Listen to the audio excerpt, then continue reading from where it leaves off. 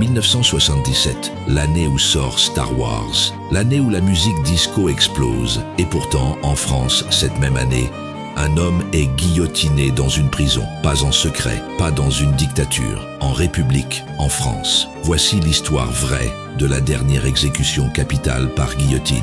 Depuis 1792, la guillotine est la méthode officielle d'exécution en France. Censée être rapide, humaine, elle remplace les haches, les cordes, les roues. Elle devient un symbole, celui d'un État moderne qui tranche la tête de ses criminels. Pendant plus d'un siècle, les exécutions sont publiques. Les foules se pressent pour assister aux décapitations, parfois au petit matin, parfois même en pleine rue. En 1939, les exécutions sont déplacées dans l'enceinte des prisons. Le spectacle s'arrête, mais la lame continue de tomber. Hamida Djandoubi est né en Tunisie. Il arrive en France en 1968. En 1971, il perd une jambe dans un accident de travail. Il sombre dans l'alcool, la violence, la haine. En 1974, il enlève, torture, puis tue une jeune femme de 21 ans, Elisabeth Bousquet. Son procès est rapide. Les faits sont accablants. Il est condamné à mort. La sentence est confirmée.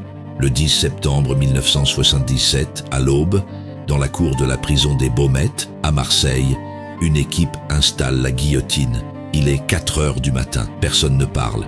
Les policiers, le procureur, le médecin légiste. Le bourreau est là, Marcel Chevalier. À 4h40, Hamida Djandoubi est décapité. C'est fini. La France vient de trancher une tête pour la dernière fois. Marcel Chevalier est un homme discret. Il imprime des livres le jour, coupe des têtes la nuit. Il a succédé à André Obrecht, bourreau légendaire de la 4e République. Chevalier ne parle jamais. Il exécute, il nettoie, il rentre chez lui, jusqu'au jour où plus personne ne lui demande d'agir. En 1981, François Mitterrand est élu président. Son ministre de la Justice, Robert Badinter, mène le combat de sa vie, l'abolition de la peine de mort. Il y parvient. Le 9 octobre 1981, la France abolit la peine capitale, définitivement.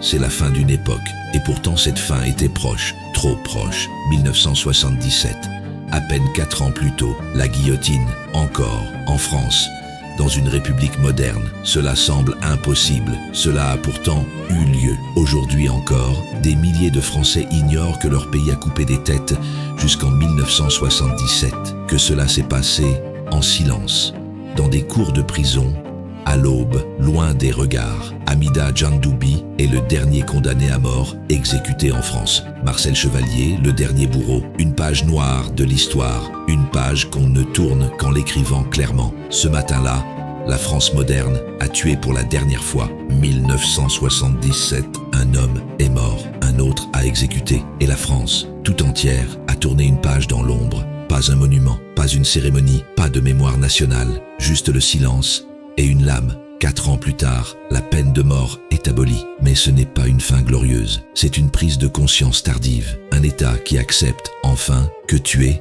n'est pas rendre justice. Ce que l'histoire nous apprend, c'est que la modernité ne garantit ni la morale, ni la lucidité. Et parfois, il faut attendre que le sang sèche pour oser regarder en face ce que l'on a fait. Aujourd'hui, la guillotine n'existe plus, mais le souvenir, lui, ne doit pas mourir. Alors, si cette histoire t'a touché, si elle t'a bousculé, partage-la. Abonne-toi pour découvrir d'autres vérités historiques trop longtemps tues. Car comprendre le passé, c'est refuser qu'il se répète.